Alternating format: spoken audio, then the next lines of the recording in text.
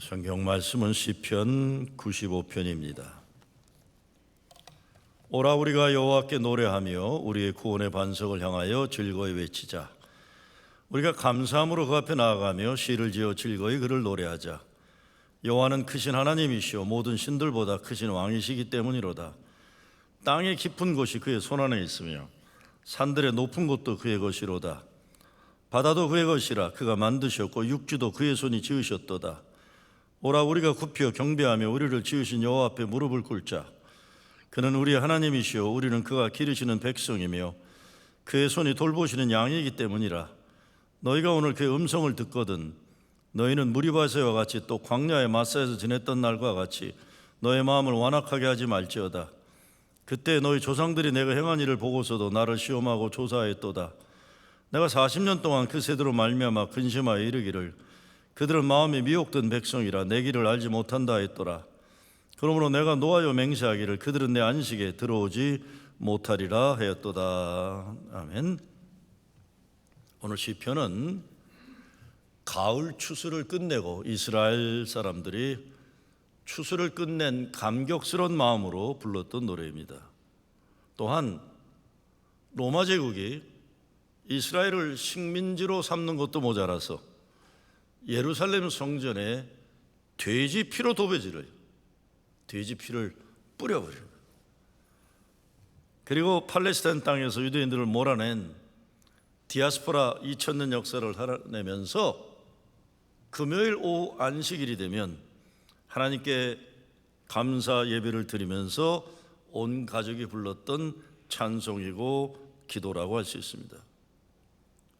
우리가 한번 오늘 시편이 처해 있던 그 시대 사람들의 마음으로 돌아갈 필요가 있습니다. 한 해 농사를 망치게 되면 어떻게 됩니까? 굶는 겁니다. 먹을 것이 없으면 어떻게 되나요? 남의 종이 되어 팔려가기도 하고 죽기도 합니다. 그러나 한 해 농사를 잘 지으면 한 해를 살 수 있으니까 추수를 끝내고 얼마나 감사했을지 우리가 상상할 수 있습니다. 그러니까 당시 가을 추수는 삶과 죽음과 연관되는 겁니다.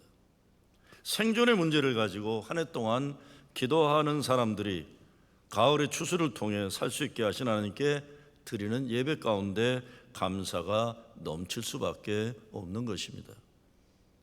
어떤 의미에서 시편은 모두 생존이 하나님께 달려있다는 것을 믿고 살았던 사람들의 신앙의 고백입니다.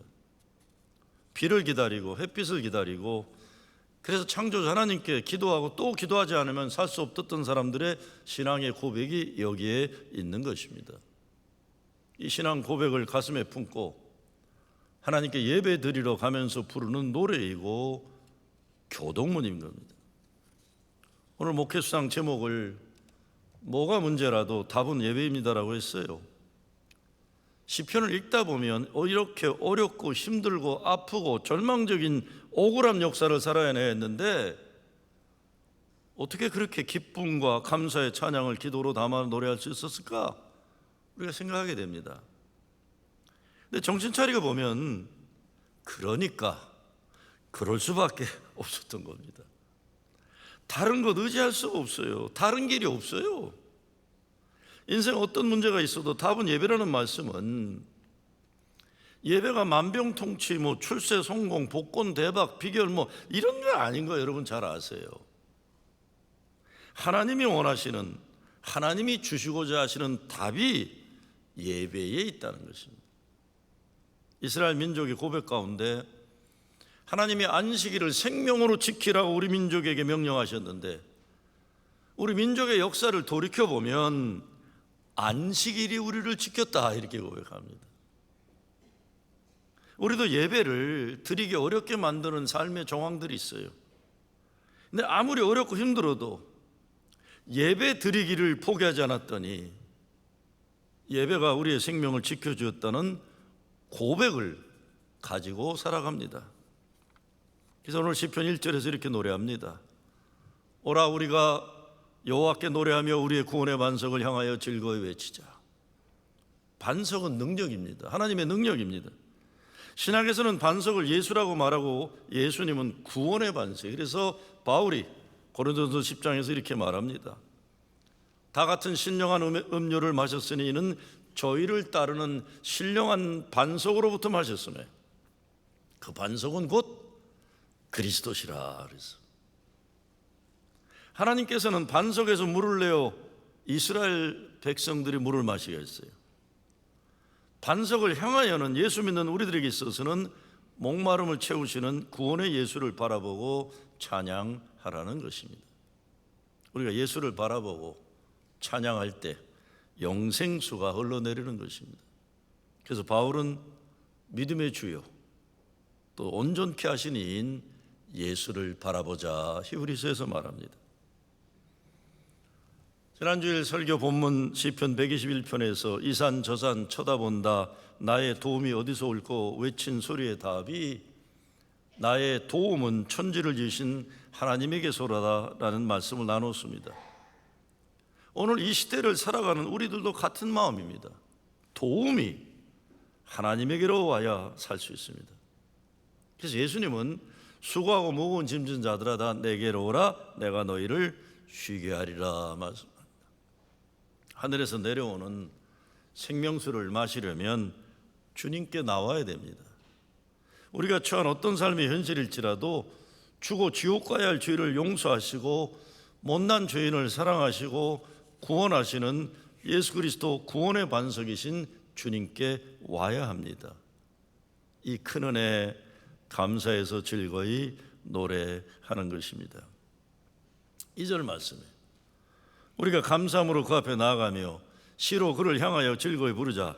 여기 즐거이 부르자는 공동 번역에서는 환송을 올리자. 감사함으로 노래를 부르며 나가자. 어디로? 구원의 길이시요 영생의 문이신 예수님에게로 가는 겁니다. 예수님은 내가 문이니 누구든지 나로 말미암아 들어가면 구원을 얻고 또는 들어가며 나오며 꼴을 얻으리라 하셨어요. 성전에 나아가 하나님을 만납니다. 우리에게 예수님은 하나님을 만나는 문입니다. 어떻게 하나님이 죄인들을 만나시나요? 이스라엘 백성들은 희생양을 통해 제사의 번제물을 통해 그를 피 흘리게 해서 하나님을 만났어요. 저와 여러분이 하나님 만나는 것은 예수 그리스도 십자가 피 보혈의 은혜인 것입니다. 그분이 피를 흘리셔서 내가 죽어야 할 죄를 대신 죽으시고 살리셨어요. 우린 십자가 예수 그리스도 보혈을 의지해서 그래서 담대히 나의 아버지 하나님께 나아갈 수 있는 것입니다. 그러므로 우리가 예배당에 들어서면서 구원하신 주께 감사하며 찬양하며 들어가야 하는 것입니다. 만입이 내게 있다면 그 입 다 가지고 내 구주 주시는 종을 늘 찬송하겠네. 23장이죠. 요한 웨슬리 동생 찰스 웨슬리가 하던 감리교의 대표적인 찬송이에요. 우리는 이게 18번 찬송이에요. 거기 4절에 이렇게 되어 있습니다. 내 죄의 권세 깨트려 그 결박 푸시고 이 추한 마음을 피로써 곧 정케 하셨네. 감리교는 이 찬송을 대표하는 거예요.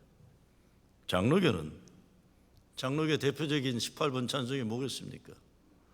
환난과 핍박 중에도 성도는 신앙 지켰네. 이 신앙 생각할 때의 기쁨이 충만하도다. 성도의 신앙 따라서 죽도록 충성하겠네. 감리교는요, 선행하는 은총이 기본되는 교리입니다. Prevenient grace. 그러니까 내가 얼마나 의인이고 얼마나 깨끗하고 얼마나 잘하고 보다 앞서서 선행하신 하나님의 은혜로 우리는 구원받는 거예요. 감리교 오래 다닌 사람들 보면 내가 신앙적으로 잘났다고 하는 사람 제대로 감리교 훈련 받은 사람 아니에요. 난 은혜로 구원받았다는 게 분명한 사람들이 감리교인의 문화 속에 박혀 있어요. 그래서 은혜 찬송을 좋아해요.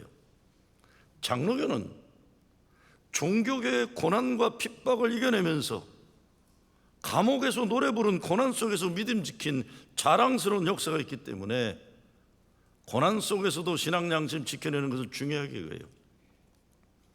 근데 여러분, 칼빈은, 종교계의 칼빈은, 장로교 창시자 칼빈은 감리교 요한웨슬리보다 400년 형님이에요. 같은 때 만들어진 교단이 아닙니다. 이게 관심이 달랐어요. 400년 차이가 나면서. 그런데 이 차이 나는 문화가 지금도 감리교와 장로교 바닥에 깔려 있습니다.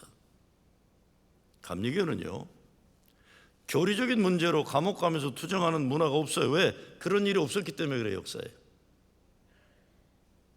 우리는 교리로 만들어진 교단이 아니기 때문에 그래요. 어떤 삶의 현실에서도 만입이 내게 있으면 그 입 다 가지고 내 구주 주신 은총을 늘 찬송하겠네, 이걸 중요하게 여긴 겁니다. 장로교는 종교개혁의 뿌리를 가지고 있어요. 아무리 힘들고 어려워도 교리를 지켜내기 위해 환난과 핍박 중에도 성도는 신앙 지켰네요. 이 신앙 생각할 때에 기쁨이 충만하도다. 여러분, 교회 싸우는 거 잘 한번 보세요. 장로교회들은요, 교회 내부 싸움도 진짜 치열하게 해요. 목사편, 장로편 갈라져서 목사한테 반대하면 그냥 당회 열어가지고 다 제명해버리고 뭐 그거 잘해요. 그렇죠? 치열하게 싸워요. 내가 남던가 네가 남던가 사생 결단이다 이러고 싸워요. 교단과 싸우면서도 재판해요. 재판해요. 제 친구도 교단 싸움에 재판한 것 때문에 그만하면 안 돼 그랬더니 중단할 수 없어 그러는 거예요. 중단할 수. 교회에 강경자들이 있어갖고 재판까지 가는 겁니다. 치열하게 싸워야 돼요. 뚝심이 있어요. 감리교는 그런 것도 없어요. 교회 문제가 생기면 목사가 나 딴 데 갈래 그러면 돼. 왜? 어디 가도 먹고 사는데 큰 차이가 없어요. 감리교는 교인이 30명이 되건 30명이 되건 300명이 되건 월급 조금 차이지 별 차이가 없어요. 뭐 여기서 이러고 있어 내가 가지. 교단과의 싸움이라는 게 거의 없어요. 왜? 교회 중심이 아니에요. 그러니까 교인들이 주인의식이 없습니다. 교단 중심제예요. 그래서 교인들이 죽자 살자 싸우는 일 거의 없어요. 교단 싫으면 교인들이 그냥 교회를 떠나고 맙니다. 감리교인들은 적군과 아군의 구별이 희박해요. 왜? 모두 은혜로 용서받은 죄인이라는 은혜가 가장 중요한 교리이기 때문에 그래요. 장로교는요, 적군과 아군이 우리보다 확실합니다. 교리 지켜내기 위해 끝까지 싸워서 결판을 내야 됩니다. 왜? 장로교는 중세 부패한 캐톨릭교회와 순교적 각오로 투정한 종교교육 전통을 받았기 때문에요. 400년 후에 감리교는 혼탁한 시대, 타락하고 부패한 귀족화된 교회를 개혁하기 위한 신앙운동이었기 때문에 순교적 각오로 싸울 일보다는 최선 다해서 개인으로는 구원의 기쁨과 확신으로 살고 사회적으로는 복음 증거와 이웃사랑 실천을 중요하게 했어요. 교리로 시작되기보다 성령 체험 구원의 확신을 가지고 세상에 빛과 소금 되는 신앙 실천이 우선되었던 신앙 운동이었기 때문에 그래요.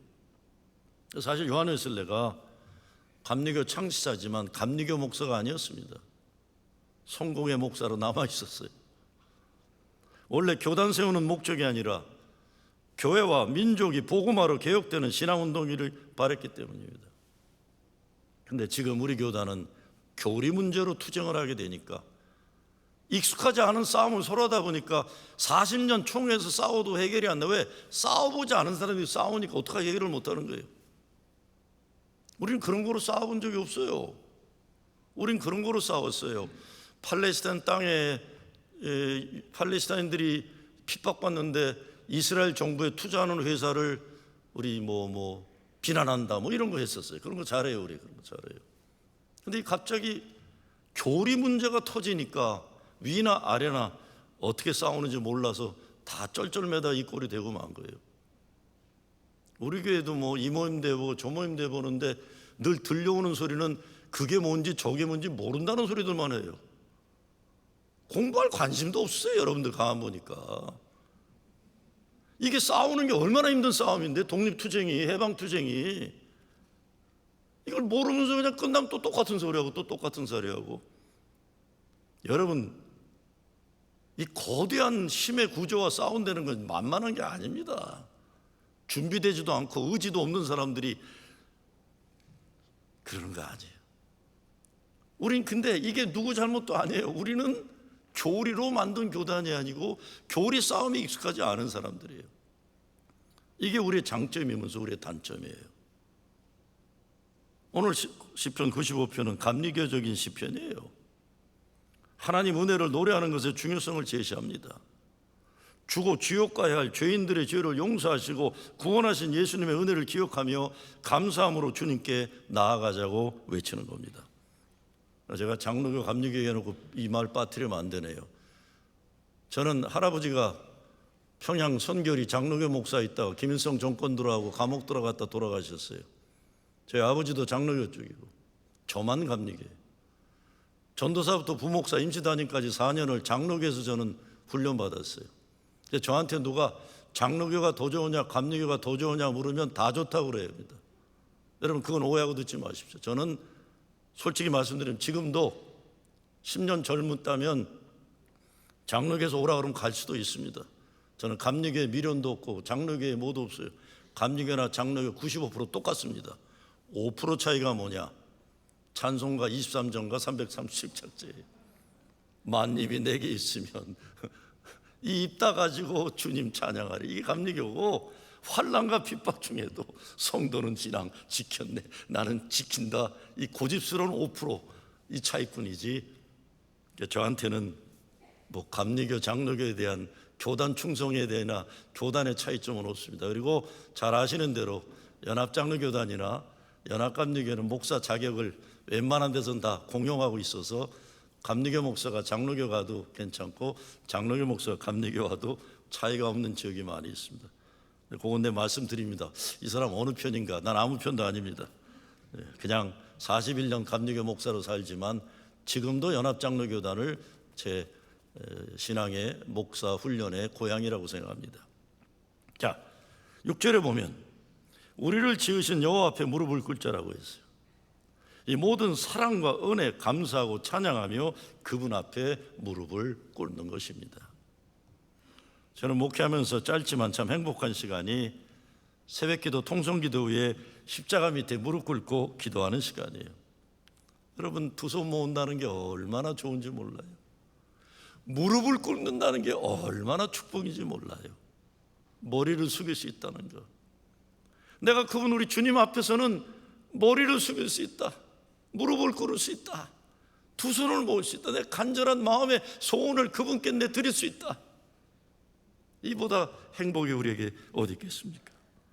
두 손 모으고 머리 숙이고 무릎 꿇고 내 존재의 모든 것을 하나님 만남에 집중하는 거예요. 내 마음을 주님께 드리고 내 소원을 주님께 아뢰고 교회를 위해 성도들의 간절한 소원을 위해 중보하는 그 시간이 행복하고 축복의 시간인 겁니다. 우리를 지으신 여호와 앞에 무릎을 꿇자. 이것이 얼마나 소중한지 모르면서 신앙생활 함부로 하지 말아야 돼요. 이 믿음이 없으니 자기를 드러내려 하고 주님의 뜻이 아니라 자기 뜻을 펼치려는 교만이 가능한 겁니다. 저 사람이 무릎 꿇을 줄 모르니까 저렇구나. 7절입니다. 너희가 오늘날 그 음성 듣기를 원하노라. 양은 목자의 음성을 들을 수 있으며 그 음성을 들어야 합니다. 예수님께서 내 양은 내 음성을 들으며 나는 저희를 알며 저희는 나를 따르느니라. 요한계시록을 보면 주께서 교회들에게 귀 있는 자들은 성령이 교회들에게 하시는 말씀을 들으라고 말씀하셨습니다. 시편 81편에서는 내 백성이 내 소리를 듣지 아니하며 이스라엘이 나를 원치 아니하였도다. 그러므로 내가 그 마음에 강팍한 대로 내버려두고 임의대로 멋대로 행케하였도다. 무서운 얘기입니다. 그래 네 마음대로 해라. 그건 다른 게 아니라 아무 관계가 없다는 겁니다. 내가 이렇게 못나게 하고 못되게 하는데 하나님 왜 날 징벌하지 않으시나? 관계가 없어서 그래요. 상대하고 싶지 않으셔서 그런 겁니다. 징계조차 하지 않으시는 것은 하나님이 존재 자체를 인정하지 않으시다는 불행입니다. 그래서 오늘 말씀에 보면 광야에 있었던 사건을 거론합니다. 8절의 무리바 사건이에요. 너희는 무리바에서와 같이 또 광야의 마사에서 지냈던 날과 같이 너의 마음을 완악하게 하지 말지어다. 무리바 사건이 뭡니까? 이스라엘 민족들이 광야에 들어가서 가장 큰 어려움이 마시는 문제였어요. 먹는 건 만나를 주시고 메추라를 주시지만 물의 문제였어요. 애굽은 나일강을 중심으로 해서 먹을 것하고 마실 것, 물, 이것이 기본적으로 해결되던 땅이에요. 애굽에서 노예로 살았다고 하지만 그것은 먹고 마시는 것이 기본이 보장된 것입니다. 그러니까 이스라엘 사람들이 출애굽을 한 것은 먹고 마시는 게 힘들어서가 아닙니다. 다른 의미가 있어요. 근데 출애굽이라는 해방의 역사를 통해 가나안 하나님 약속의 땅으로 들어가는 과정에서 하나님의 뜻을 깨달아야 되는데 사람들은 힘드니까 먹고 마시는 것이 보장되었던 노예처럼 살던 애굽의 시절을 그리워하게 된 겁니다. 쇠사슬에 묶여있는 노예라는 개념보다 먹고 살기 위해 남의 나라와 살고 있던 합비루라고 보면 좋아요. 외국에서 먹고 살기에 온 이주 노동자들이에요. 야곱의 후손들이 그 땅에 400여 년 오래 살았다고 하는 것을 보면 실제적으로는 나름대로 애굽의 소수민족으로 살 수 있었다고 보는 겁니다.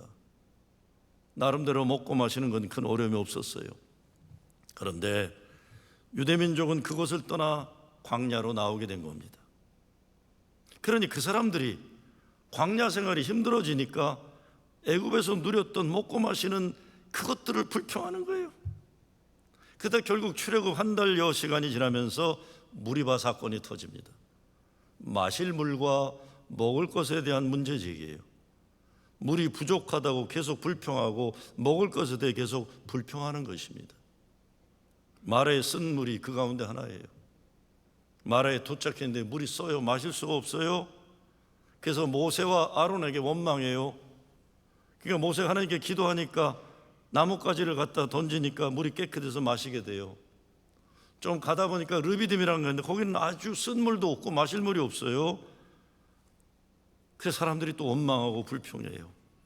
모세와 다퉜다고 되어 있는데 그거는 하나님이 주신 모세의 영적 권위를 반역했다는 거예요.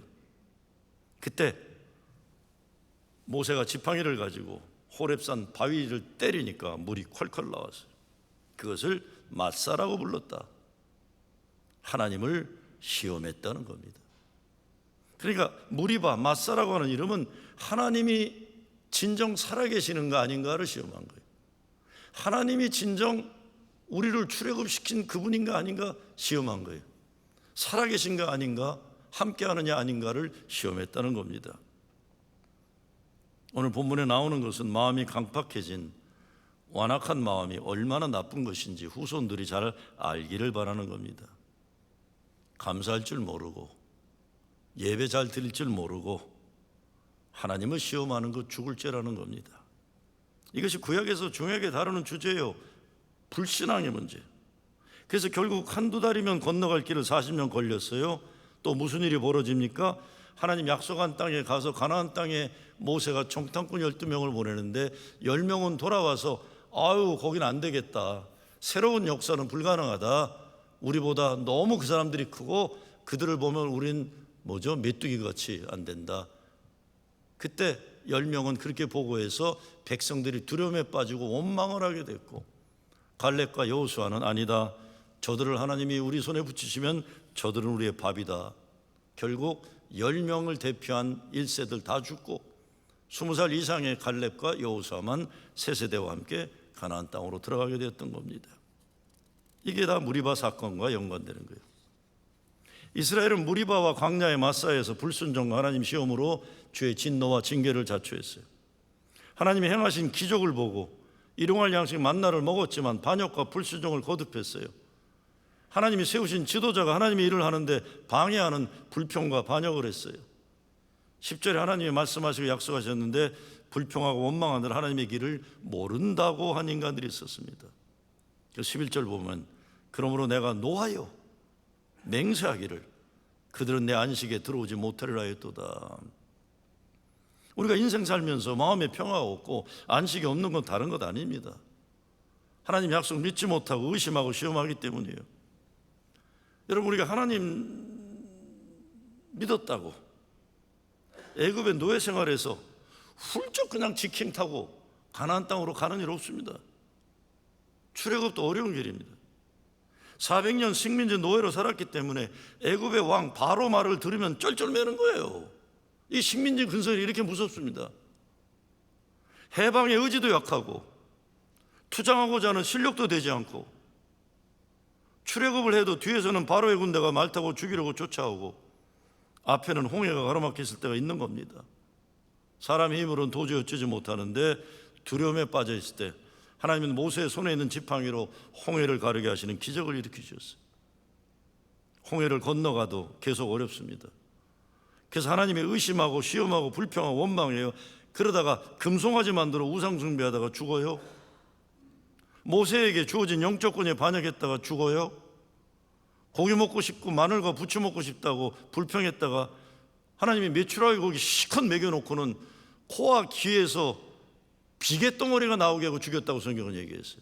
그렇게 고기 먹고 싶냐? 먹어라. 죽어라 그러신 거예요. 죽었어요 다. 이 모든 것은 노예 근성을 떨쳐버리도록 하는 과정입니다.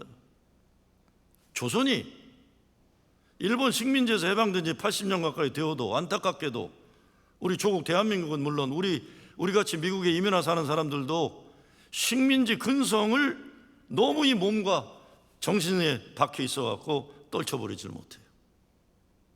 그러니 3.1절에 서울 한복판에 일장기길을 걸고도 자기가 뭘 잘못했느냐고 큰소리치는 인간들이 대한민국 땅에 존재합니다. 왜 부끄러운 줄 몰라요? 내가 창피해서 말을 못해. 이런 인간들이 주로 목사들이에요. 왜 이 부끄러운 줄 몰라요? 그래도 되는 문화와 가치관이 대한민국 땅에 팽배해졌기 때문입니다.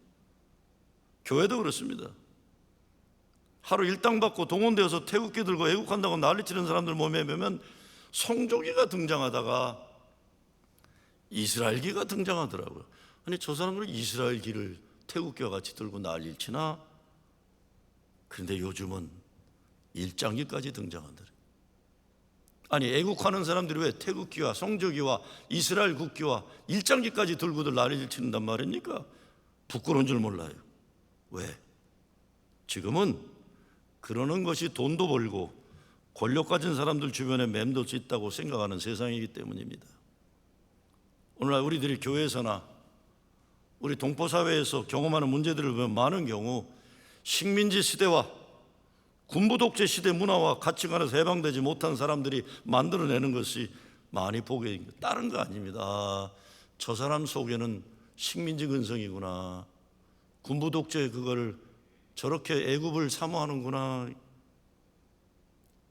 여러분, 저는 한인교회 목회하면서 가장 자존심 상하는 게 딴 게 아니에요.